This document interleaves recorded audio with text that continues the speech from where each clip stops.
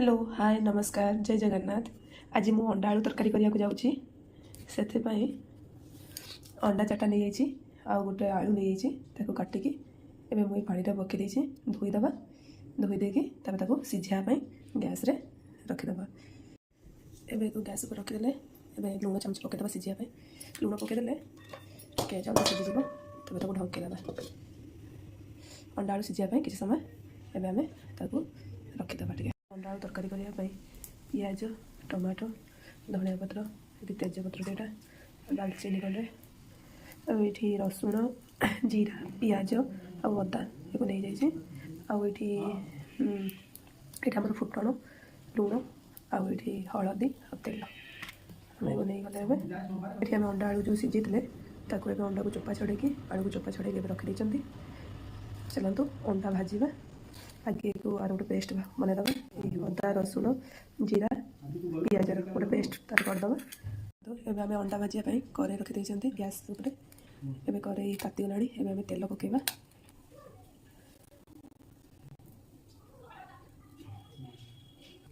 तेल तातीगला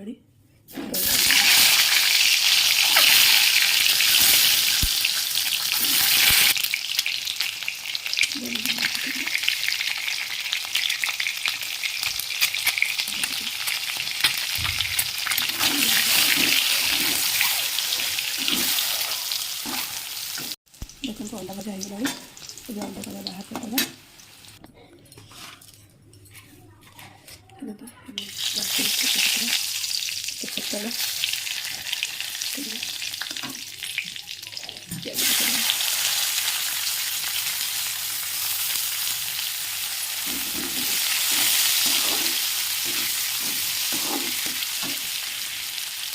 पिज टे brown colour आसला भाजवा देखो ये आम पिज ब्राउन कलर हो आसला एवं आम जो अदा रसुण पिज जीरा जो पेस्ट कर रखी काटिक रखी टमाटो भी पकड़ा टमाटो मरिया लुण हल्दी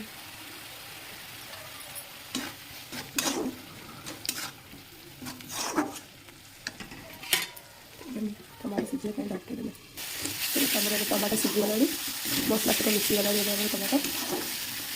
एवं जो मसला पेस्ट करते भी पानी रखी बाटिकी से किसी मसला हो जाए आम अंडा आलू को कषा अंडा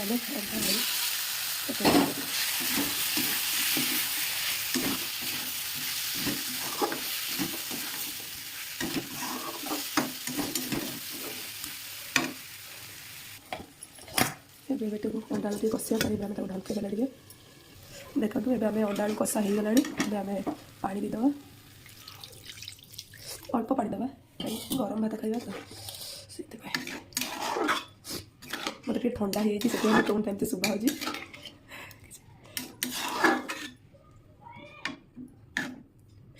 फुटी जाओ एवं अंडा आलू फुटी आसला आम गरम मसला टे पकईदे यहाँ आम बाड़ी धनिया पत्र पकईदेलु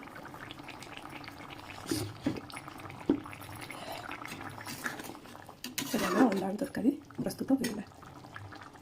देखो आज आम स्पेशल भात अंडा आलू तरकारी ये बैगण छेचा